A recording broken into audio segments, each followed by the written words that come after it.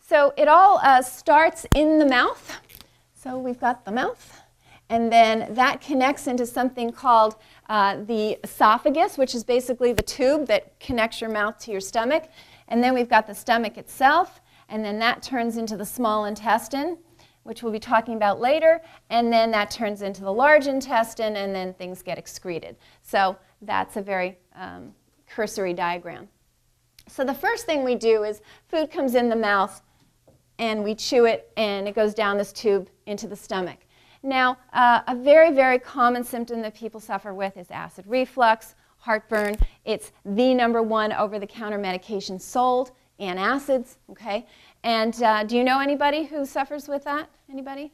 Yeah?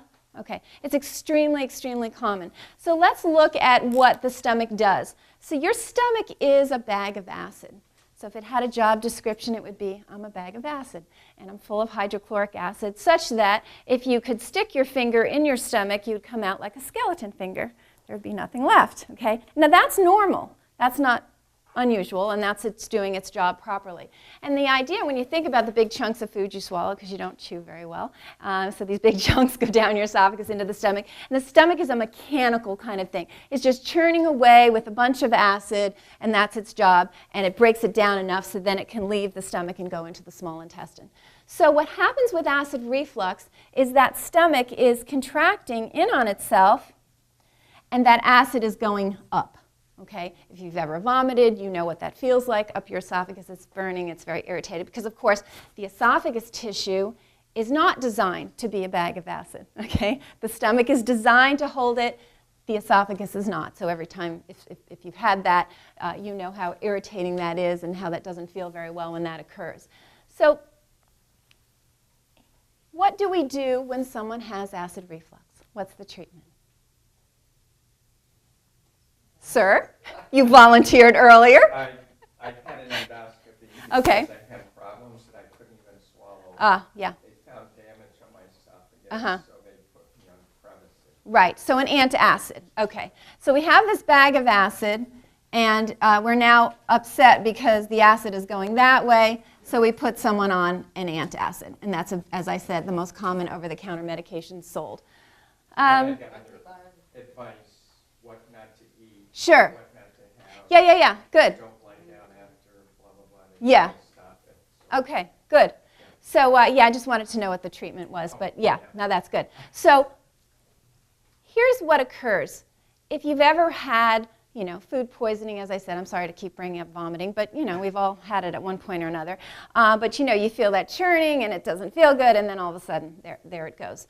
So, the stomach, as I said, is spasming, and its contents go this way, which, of course, is abnormal. When you realize that the stomach is designed to have acid, what happens if you put antacid in there?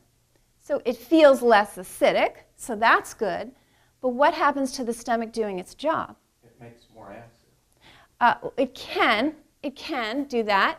That's right. The other thing that happens is, remember that big chunk of food that came into the stomach, and the stomach is supposed to churn it around so that by the time it leaves the stomach, it's a smaller chunk of food, okay? Because we have these enzymes, you might have heard of enzymes, and enzymes work on a lock and key theory. So if you can imagine, your home lock and the front door and the key that goes in it, it's very specific, right? So the enzymes that digest your food that are in the small intestine can only work on a certain size molecule, okay?